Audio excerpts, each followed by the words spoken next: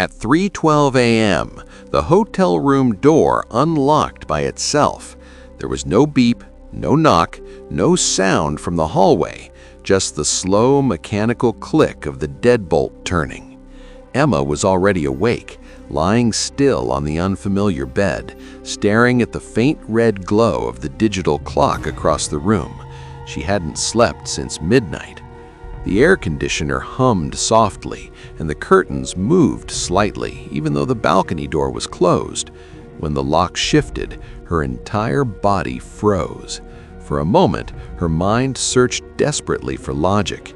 Maybe hotel staff, maybe a mistake, maybe it would stop. But it didn't. The handle began to turn, slowly and carefully, as if whoever was outside was trying not to make a sound. Emma's heart slammed against her chest so violently it hurt. She looked toward the other bed, where her husband Ryan slept, facing the wall, completely unaware. The door opened no more than an inch. That was enough. A thin slice of darkness cut into the room, darker than the unlit space behind it. The hallway light should have spilled in, but it didn't. It felt as if the darkness itself was entering. Emma wanted to scream, but no sound came out. Her body wouldn't move. The door stopped. No one stepped inside. After several seconds, the door slowly closed again, and the lock slid back into place. Silence returned, thick and unnatural. When Emma finally shook Ryan awake, her voice came out as a broken whisper. She told him someone had tried to enter the room. Ryan checked the door. It was locked, solid. He told her she must have dreamed it. Emma knew she hadn't, because when she stood up and walked toward the door, her legs shaking, she saw a wet handprint smeared across the inside of the door. It was small, fresh, and facing inward. This was supposed to be a vacation. Emma and Ryan had planned it for months. A quiet coastal town, a well-reviewed beachfront hotel, and nothing to do but relax. No schedules, no stress, just rest. The hotel looked perfect when they arrived. White exterior, warm lights, polite front desk staff who smiled a little too easily. They were given room 417, a corner room on the 4th floor, described as one of the best views in the building. At first, nothing felt wrong. The room was clean, the beds neatly made, the ocean visible through the balcony doors.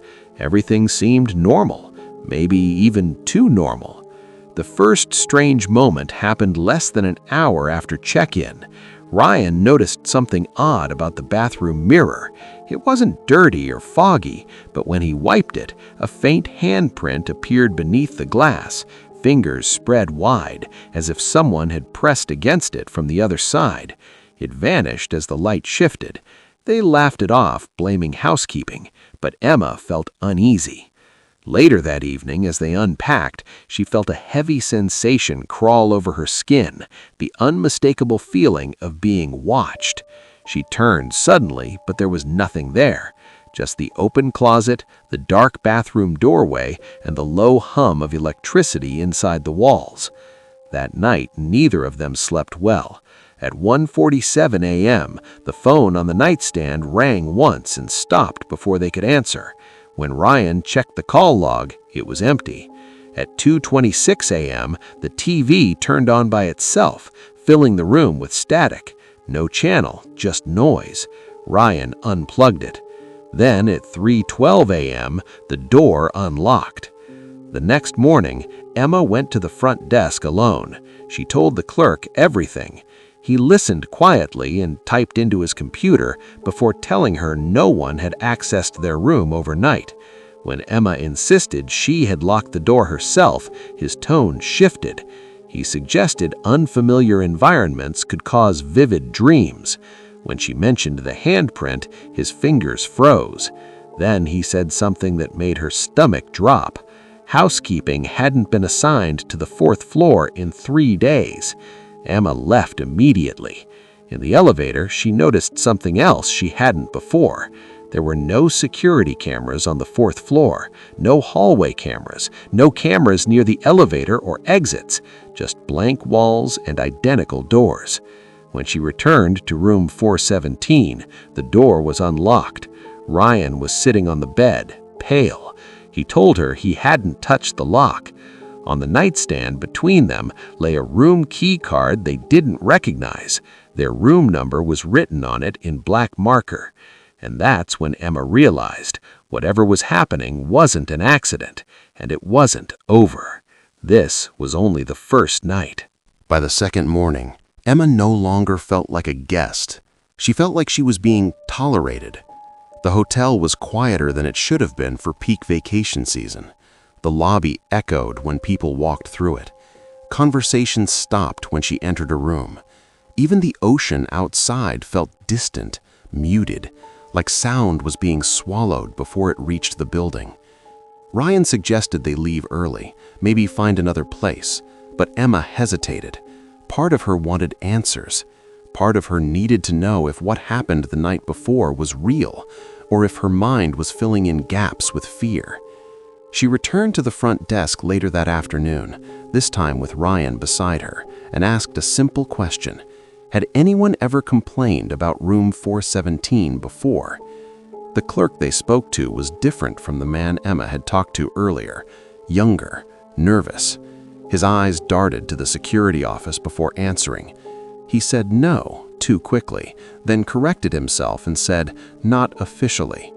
When Ryan pressed him, the clerk lowered his voice and told them that some guests had asked to change rooms in the past, but no formal complaints were ever filed. When Emma asked why, the clerk shrugged and said, "Most people just want to forget things that happen on vacation." That sentence stayed with her. Forget things that happen on vacation. As if vacations were places where rules loosened, where memories blurred, where things could happen that didn't follow logic and were easier to ignore once you went home. That night, Emma began researching the hotel. Reviews were overwhelmingly positive, but they felt generic, repetitive, almost scripted. 5 stars, clean rooms, friendly staff, great views. But when she filtered by lowest ratings, the tone changed. One review mentioned unexplained noises at night. Another talked about doors unlocking on their own. A third simply said, "Ask for a room on a lower floor." No explanation. The account that posted it had been deleted. Emma scrolled deeper, past public review sites, into archived forums and travel boards. That's where she found it. A thread from 6 years earlier, buried and inactive, titled "Strange Experience at Coastal Hotel. Anyone else?" The original post described room 417. The number was mentioned casually, almost as an afterthought, but Emma's chest tightened when she read it.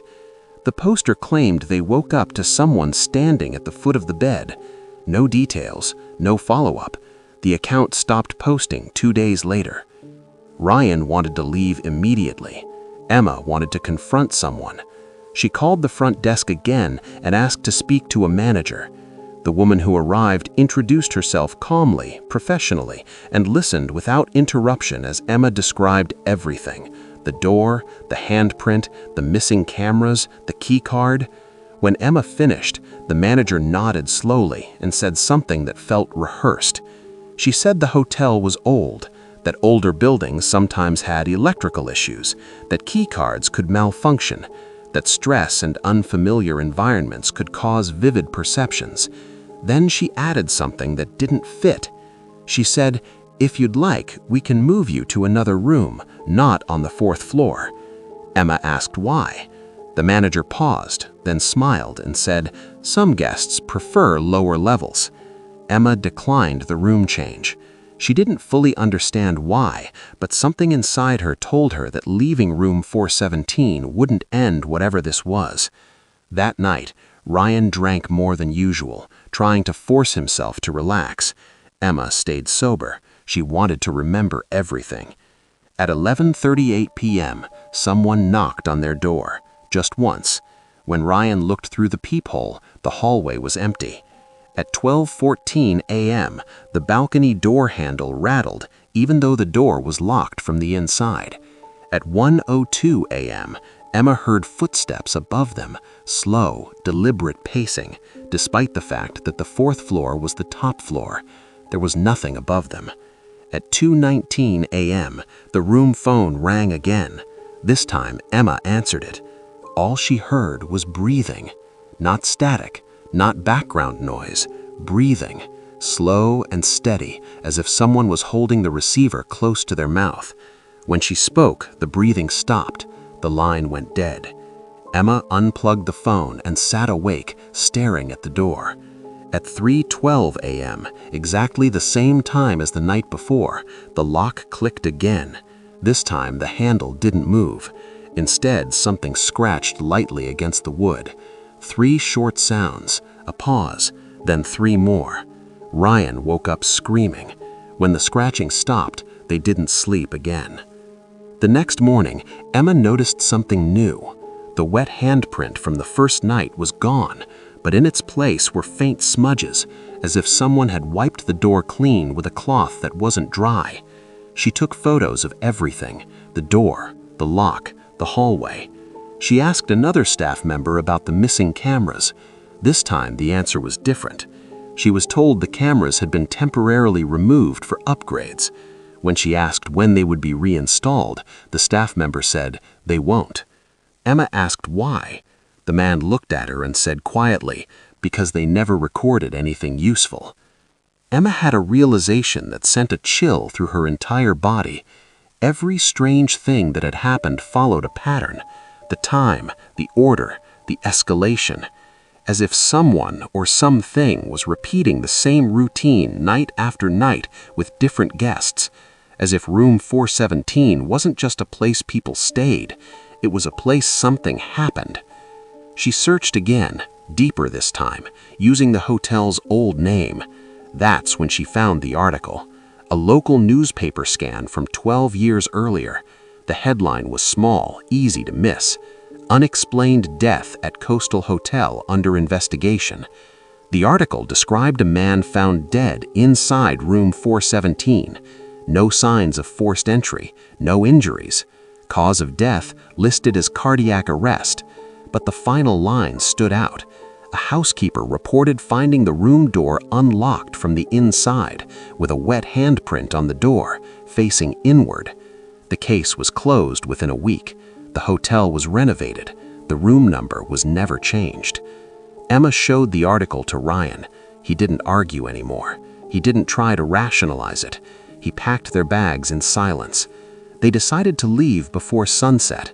As they checked out, Emma noticed something written on the whiteboard behind the front desk: a list of room numbers, neatly erased and rewritten. One number stood out because it had been circled lightly, as if someone had traced it over and over: 417. When Emma asked what the list was for, the clerk hesitated before answering. "Rooms scheduled for deep cleaning," he said. Emma asked how often room 417 was cleaned. The clerk swallowed. "After every guest," he said. "Sometimes during."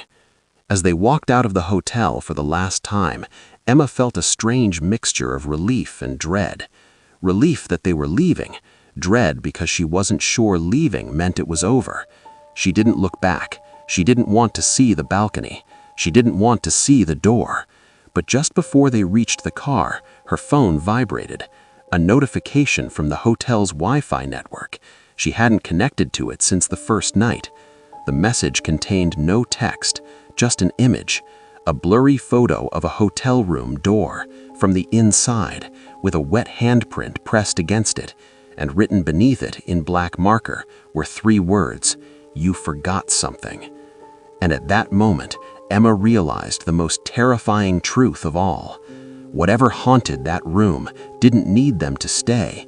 It already knew who they were. They left the hotel before sunset, convinced that distance would bring safety.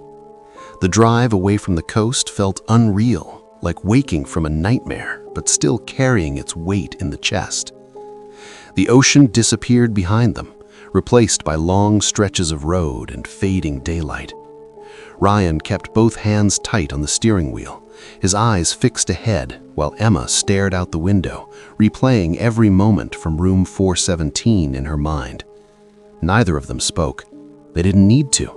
They both believed the same thing, that whatever had been watching them was tied to that place, trapped within those walls. By the time they checked into a small roadside motel 2 hours inland, exhaustion had replaced fear. The room smelled like cheap cleaner and old carpet, but it felt safe, ordinary. There were no balconies, no long hallways, no fourth floors, just a single door, a flickering lamp, and silence.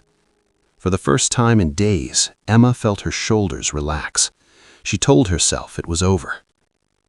That night passed without incident. No ringing phone, no unlocking doors, no handprints. Morning came quietly, sunlight leaking through thin curtains, and for the first time since the vacation began, Emma slept deeply. Over breakfast at a nearby diner, they talked about normal things again: work, family, plans to go home early. Ryan laughed once, a short, cautious sound, as if testing whether joy was still allowed. Emma almost believed it. Almost. Still, she couldn't shake the feeling that something had followed them, not physically, but like a memory that refused to stay in the past. She checked her phone repeatedly, half expecting another message from the hotel's Wi-Fi network, but nothing came. By afternoon, she convinced herself that fear had simply rewired her instincts. Trauma often lingered after it ended. That didn't mean the danger was real. They stayed 2 nights at the motel. Nothing happened. On the third morning, they decided to continue their vacation, just somewhere else. They chose a popular mountain town, busy and crowded, the kind of place where anonymity dissolved into noise and movement. Emma reasoned that whatever haunted room 417 thrived on isolation, on being unnoticed. A crowded place would break the pattern. The new hotel was modern, glass-heavy, and full of families and tourists. Children ran through the lobby, elevators chimed constantly, security cameras were everywhere. Their room was on the 2nd floor. Emma checked the locks herself, twice. That night she slept with the TV on, volume low, the familiar sound grounding her. Nothing interrupted them. No sounds, no shadows, no unexplained moments. The second night passed just as quietly. For the first time since the trip began, Emma felt embarrassed by her own fear. She told herself she had let stress and coincidence spiral into paranoia. On the third night, Ryan suggested they finally unpack. As Emma opened her suitcase, she noticed something she hadn't packed. At the bottom, beneath folded clothes, lay a hotel key card. Not from the motel, not from the mountain hotel. It was worn, slightly bent, with black marker bleeding into the plastic. Room 417. Emma's hands trembled as she held it. She was certain she had left it behind, certain she had seen it on the nightstand before they fled the coastal hotel. Ryan stared at it in silence. He didn't ask how it got there. He didn't joke. He simply said, "That's not possible."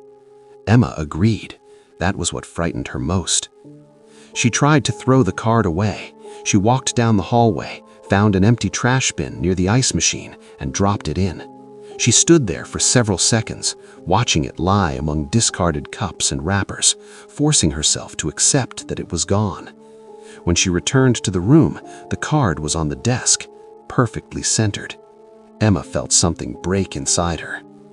That night, the TV turned off by itself at exactly 3:12 a.m. No static, no sound, just silence. Emma lay awake, staring at the door, waiting for the lock to move. It didn't. Instead, she heard something worse. Footsteps in the hallway. Slow, measured. They stopped outside their door. No knock came, no handle turned. After several minutes, the footsteps continued down the hall and disappeared. The next morning, Emma confronted the front desk. She asked if anyone had entered their room overnight. The clerk checked the system and said no. She asked if anyone else had reported disturbances. The clerk said no. Emma showed him the key card. His face changed instantly. He told her that card didn't belong to their hotel. Emma asked how it could unlock their room. The clerk didn't answer. He called his manager instead. The manager listened, expression tight, and then said something that confirmed Emma's growing fear. "Sometimes," the manager said carefully, "people bring things with them without realizing it." Emma shook her head. "I didn't bring this." The manager looked at her and replied, "That doesn't mean it followed you. It means it never left." That night, Emma dreamed of the Coastal Hotel. She walked the fourth-floor hallway alone, doors lining both sides, all slightly open. At the end of the hall stood room 417. The door was wide open. Inside, the room was empty except for the bed. On it lay a pile of key cards, all marked with the same number. When she woke up, her phone was vibrating, a notification. Not from the hotel, not from any app, just a single image, a photo of her current hotel door taken from the hallway, time-stamped 3:12 a.m.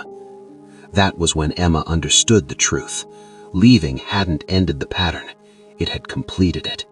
Whatever started in room 417 didn't belong to that place. The room was just where it learned them, and now it knew exactly where to find them. By the fourth night, Emma stopped pretending this was coincidence. Whatever had started in room 417 was no longer tied to a location. It had learned their routine, their fear, their hesitation. The mountain hotel felt different now. The sounds were sharper, the silence heavier. Every hallway seemed longer than it had the day before. Emma began noticing patterns, elevators stopping on floors no one had selected, doors left slightly open that had been closed minutes earlier, lights flickering only when she walked past. Ryan tried to act normal, but his voice cracked when he spoke, and he started sleeping with the lamp on. Emma barely slept at all. She listened instead, for footsteps, for breathing, for the click of a lock. On the fifth night, Emma woke to the sound of water running. The bathroom sink was on full blast, overflowing onto the tile floor. She shut it off, her hands shaking, and noticed the mirror. A message had been written across it, letters smeared as if traced with wet fingers. "Still traveling?" Emma backed away slowly. She didn't scream. She didn't wake Ryan. She wiped the mirror clean and stood there staring at her own reflection, waiting for it to change. It didn't, but the fear didn't fade either.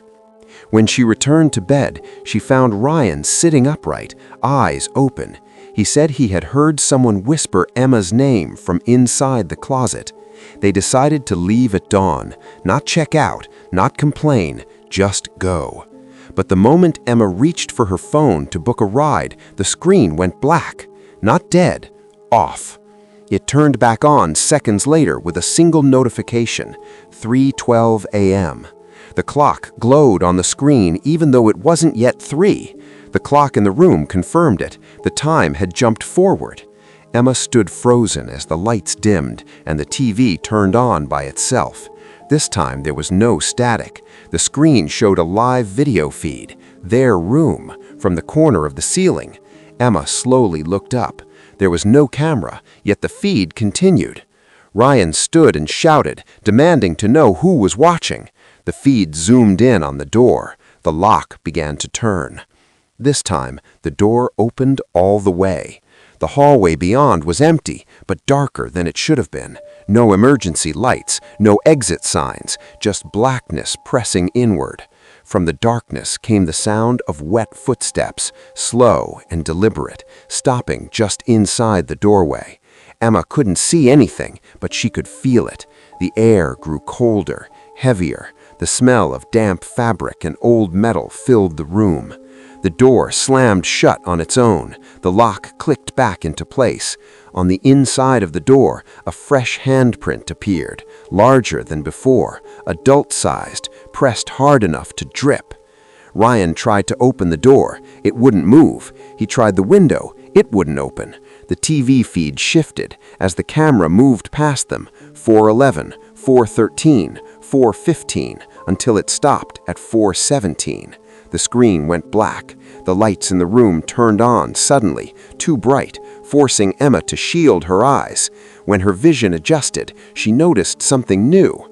The walls were damp, not wet, but breathing moisture, as if the room itself was sweating. The sound of scratching returned. 3 short marks, a pause, then 3 more. This time, it came from inside the walls. Emma felt it before she saw it, a presence behind her. She turned slowly. The closet door was open. Inside, hanging among the empty hangers, was a hotel uniform, coastal hotel colors, old, stained. The name tag read housekeeping. Beneath it, carved into the wood, were dozens of room numbers, some crossed out, some circled, all written in the same black marker. 417 was written over and over again, deeper than the others, gouged into the wood as if someone had pressed until their hand bled. The scratching stopped. The room fell silent. Then the phone rang. Emma answered without thinking. A voice on the other end whispered, "You're almost done." She asked what that meant. The voice replied, "The room remembers you now." The line went dead. The lock unlocked again. This time, Emma didn't look at it. She already knew what she would see. The lock clicked back into place, and something slid across the floor. A key card. Fresh, clean. Room 417.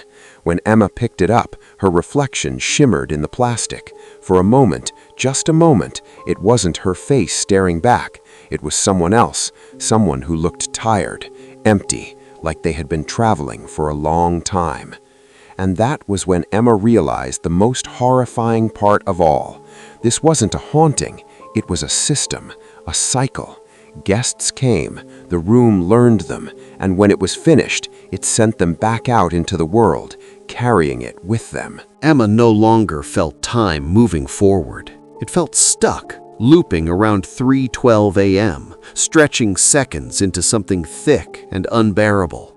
The room was wrong now, not just haunted, rearranged. The walls seemed closer than before, the ceiling lower, as if the space was compressing around them. Ryan stood near the bed, clutching the lamp like a weapon, his knuckles white. The air smelled damp and metallic, like rain trapped in a closed room for too long. Emma realized she could hear breathing again, but it wasn't coming from the phone this time. It was coming from everywhere, from inside the walls, from beneath the floor, from behind her own ears. The TV turned on without sound. The screen showed a hallway Emma recognized instantly, the 4th floor of the Coastal Hotel. The camera moved slowly, shakily, as if carried by someone walking. Doors passed by, identical and closed, until the camera stopped at room 417. The door was already open. Inside, the room looked empty at first, but then the camera angle shifted toward the bed. Someone was standing beside it. Their back was to the camera. They were wearing the same clothes Emma had worn on the first night of their vacation. The figure slowly turned its head. Its face was blurred, smeared like wet ink dragged across glass, but the shape of the eyes and mouth was unmistakable. Emma screamed as she realized it was her. The lights in their room flickered violently. The scratching inside the walls became louder, faster, no longer careful. The sound of wood splintering echoed through the room, as if something was trying to claw its way out. Ryan shouted Emma's name, but his voice sounded distant, warped, as though he was underwater. The closet door slammed shut, then burst open again. The housekeeping uniform fell to the floor, collapsing like there was no body inside it. The name tag now read, Emma. The carved room numbers in the wood began to bleed, dark liquid seeping from the grooves and dripping onto the carpet. Emma felt a sudden pressure on her chest, not hands, weight, like someone kneeling on her lungs. She collapsed to her knees, gasping. Her vision tunneled, and in that narrowing darkness, she saw flashes, people she didn't recognize unlocking hotel doors, setting down luggage, laughing, sleeping. Each image ended the same way.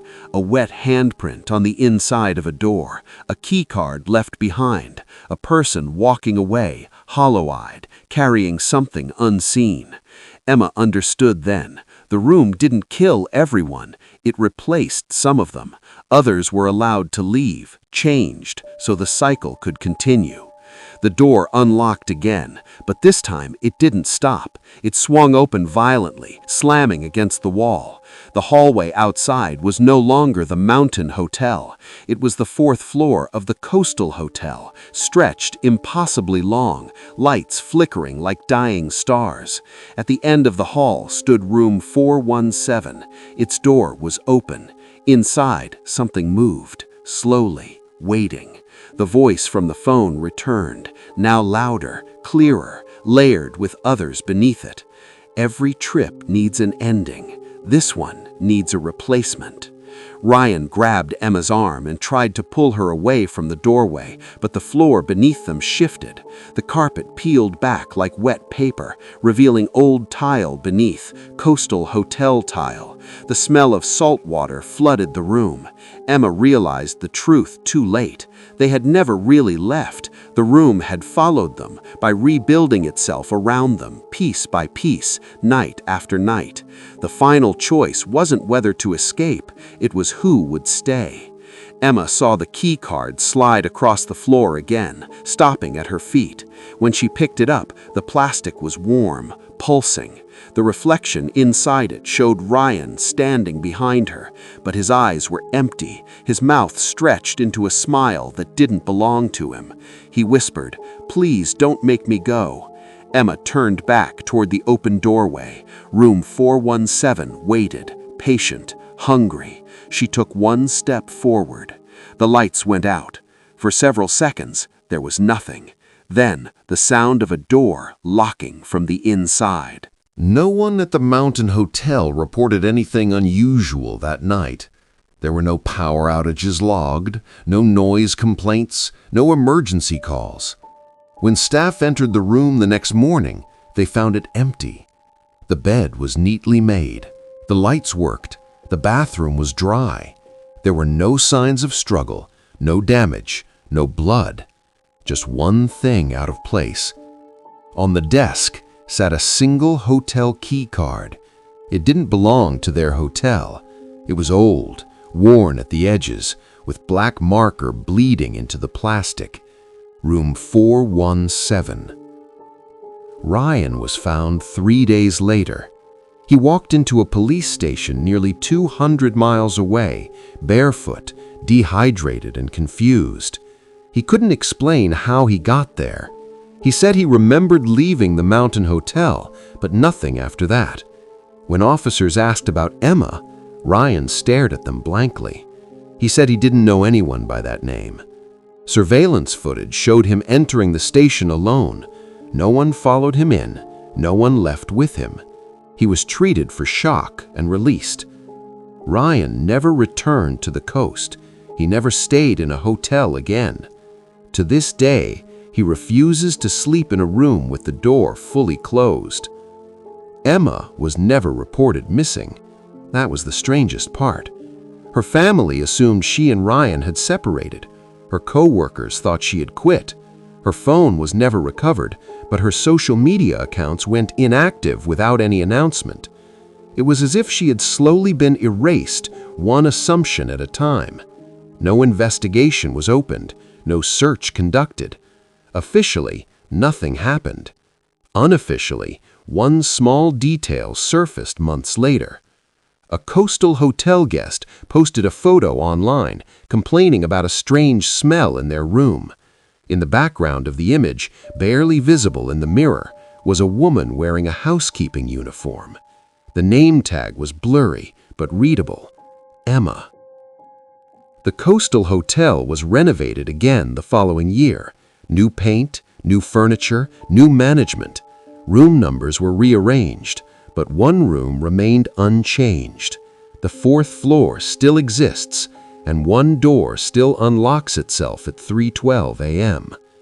Guests still occasionally report wet handprints on the inside of their doors. Staff still deny everything. And every so often, a guest checks out early, pale and shaken, leaving behind something they swear they didn't bring with them. A key card, a room number written in black marker, and the feeling that they were almost replaced. If you travel often, you've probably felt it before, the sense that a hotel room doesn't feel empty even when you're alone, that the silence feels occupied, that something has learned the shape of you while you sleep. Most people ignore it. They leave. They forget. That's how the system works, because places like room 417 don't need everyone. They only need one. And once the room remembers you, distance doesn't matter. Changing hotels doesn't matter. Leaving doesn't matter. Some vacations don't end when you go home. Some of them are still waiting for you to come back.